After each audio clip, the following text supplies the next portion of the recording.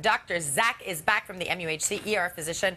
We're talking about how to stay healthy in your 60s. We're doing, we're doing all of the age groups. We did 20s, 30s, 40s, 50s, 60s. Thank you so much for joining us this morning. Thank you for having me. Okay, so obviously the election in the States is happening today. Both of the candidates, we're talking, how old are they? We're talking 69 and 70. Yeah. Are these people, I'm not asking you if they're mentally fit, I'm asking you if they're physically fit to take on such a, because it's a stressful position, right? Yes. So is a 60-something-year-old, 69-year-old, 70-year-old physically fit to take this kind of a job? So, yeah, the answer is yes, absolutely. I mean, that's what, there's a cliche about 60 being the new 40. I don't know if you heard that, but yes. And it is cliche, but it's actually true.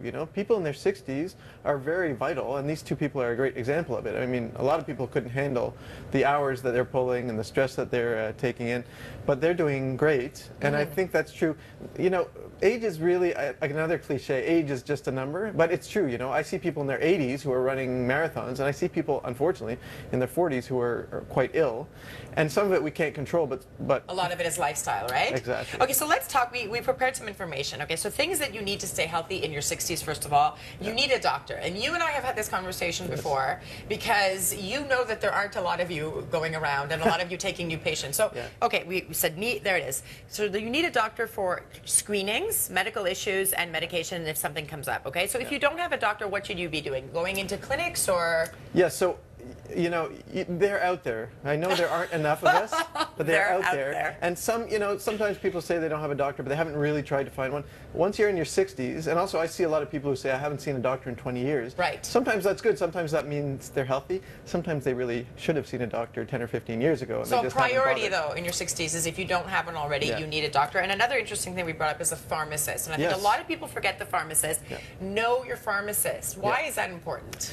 The same way a primary care doctor, like a family doctor, is important. It's sort of like a quarterback, one person who knows all of your history. If you see a bunch of specialists, it's the same with a pharmacist, because you may have prescriptions from several doctors, who may not know about the other ones, and especially if you don't have a primary care like a family doctor. Because all the systems aren't linked. It's not like they take your carte soleil and everything is on there. No. Well, there is now. There's this Dossier de Santé Québec where we can see all the medications from most pharmacies and most doctors, but in the past there wasn't. And not everyone is hooked up to that, and not all doctors will take the time to compare and contrast and see what you're on. So you may end up with one medication that increases your blood pressure and one medication that decreases your blood pressure, and medications that work at cross purposes.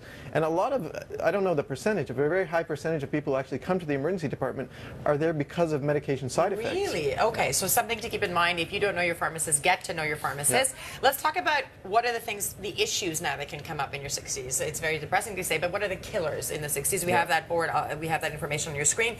Heart disease. More men or more women for heart disease? Is this across the board? It's across the board. Until menopause, it's worse for men, the numbers, but after menopause, it's basically free for all. So we're all victims of it. Okay, so heart disease, cancer, cancer. Any type of cancer in particular?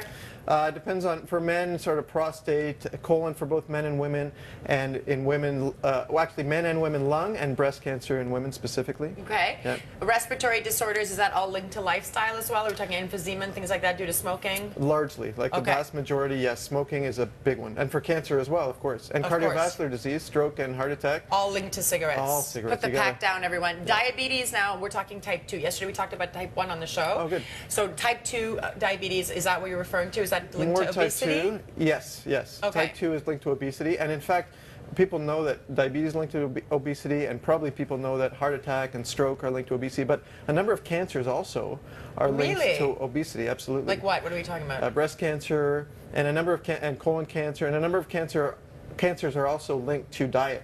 So high-fat, low-fiber diets also linked to prostate. High-fat, low-fiber diet, not great. So keep that in mind. And flu and pneumonia, so you should be getting a flu shot in your 60s? Yes. Okay. I definitely recommend it. All right, so how to prevent this? Okay, avoid carcinogens. We talked about cigarettes. Cigarettes being number one. And people are worried about gaining a few pounds when they stop cigarettes. It's still worth it, right? It's still worth, if you gain 5 pounds, better to be alive and a little chubby than, skinny and dead, right? There you go. This is the takeaway from today's interview. Very true. And be physically active. We're talking about, because there are a lot of drugs now, correct me if I'm wrong, to help control cholesterol. Yes. Despite that, though, what should people be doing? You know what? Diet and exercise. I mean, again, I say it a million times. It gets kind of boring, but it's true. Diet and exercise are as effective and usually more effective than any medication that a doctor will prescribe you. Diet and exercise. You mentioned high fiber. High fiber. Fat is not evil, but you want to have better fat. You know, yeah. the fat that you get from fish and from nuts as opposed to from donuts. Yeah. Right. Correct. Yeah. Donuts are our friend every once in a while, not too often. Once in a while, exactly. We all need comfort. Okay, so thank you so much for this. Of course, all of this will be on our website. There's going to be a blog section over there where you're going more into depth into all of these issues. So really interesting. Check it out. And I'm not going to let you go unless I ask you one last thing. I talked about it at the beginning, but who is more physically fit to be president, Hillary or Trump? On the spot, physically. Physically fit. I can't say about physically fit. I can say mentally who I prefer.